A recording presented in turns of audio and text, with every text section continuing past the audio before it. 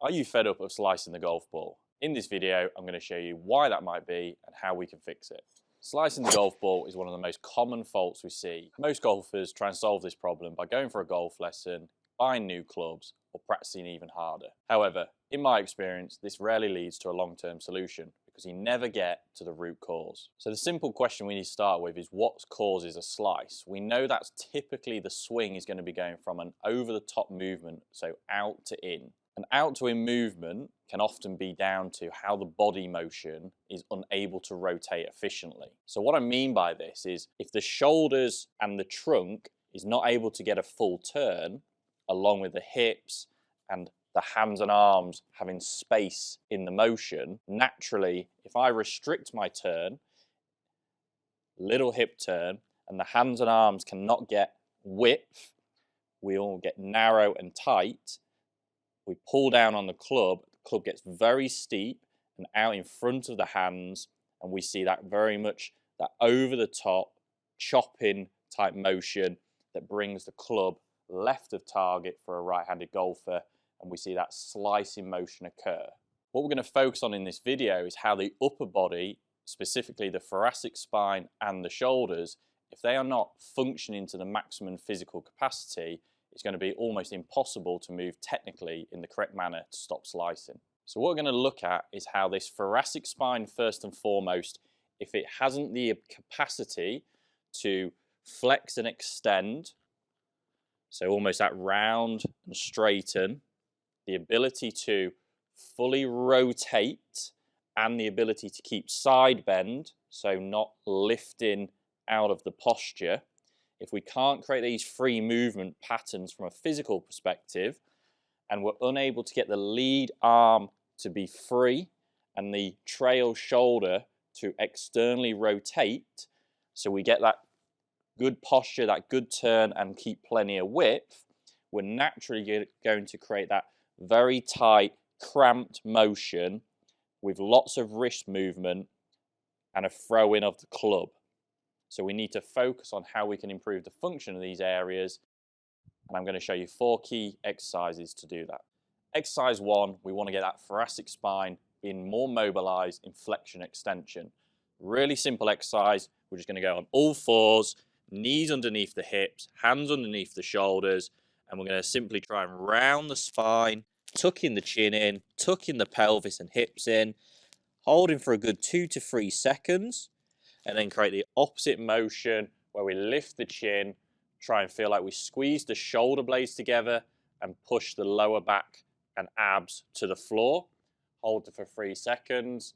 Repeat this motion 8 to 12 times, getting a clear, relaxed breathing throughout, pushing that end range of motion, that stretch position as far as you can. The next exercise, we want to try and get that thoracic spine, that rib cage opened up in a rotational capacity. So all we're going to do, we want to lie on the floor, on the side, with our knees flexed, so on top of one another, with the bottom arm facing forward and the other arm facing to the ceiling. You can use a little bit of a rest, like a pillow for your head and neck if needs be.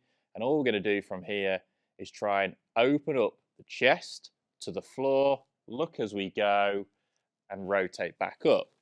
With the feeling of this hip and knee staying in position, if we essentially rotate, we're not actually getting effective thoracic rotation. So we need to try and get quality rotation and stretch.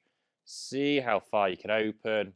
Don't forget to relax and breathe to really allow that rib cage to move freely. Holding it for a couple of seconds at the bottom. Repeat 8 to 12 times on each side. The next 2 exercises is going to need a resistance band like this. I'm going to use a light one to begin with, but you can increase the intensity, the strength, as you feel more required. You're going to stand in the center of the band with your hand between the 2 loops. Stand as tall as possible, trying to create a really good posture like you're trying to stand through the ceiling. From here, you're going to simply try and lean or tilt sideward with the spine with a feeling of pulling this band. But we're not trying to just jack it up with the hand. We're trying to create tension on the band through the side tilt. Hold again for a couple of seconds, trying to feel like that spine is bending sideways without losing that postural shape. So I still feel like I'm stood tall. It will feel like there's a stretch working into the shortened side. So that's where we might feel a bit of a pull, but the opposite side is essentially being worked. Again, 8 to 12 reps each side. The final exercise, we need to try and get those shoulders and that shoulder joint specifically a little bit more mobilized in an overhead movement that relates to how those arms can move a little bit more freely. We're just going to stand again as tall as possible, good posture with the band out in front at shoulder height. Apply a little bit of tension to the band, but we don't need to stretch it super far. We just need to feel like those shoulders are engaged. So it's a good feeling for this is almost like we're trying to rotate the hands open, which should almost set that shoulder joint in position.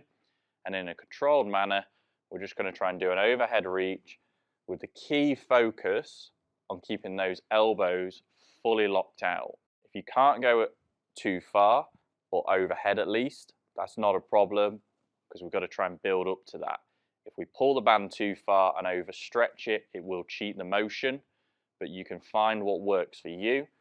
Hold that for a couple of seconds at the top, 8 to 12 reps, and start to feel those shoulder joints move and mobilize. With those 4 exercises, if we increase the range of motion and the flexibility in those key areas, we should feel some more movement in how we want to move the upper body and shoulders. So we've got more of that side bend, which obviously relates to being able to stay in side bend in the turn. We've also got that more that thoracic rotation, which is super important for width. And we've also got that flexion and extension through the thoracic spine, which also helps with matching those 2 elements up together. And then just getting a little bit more mobility through the shoulders.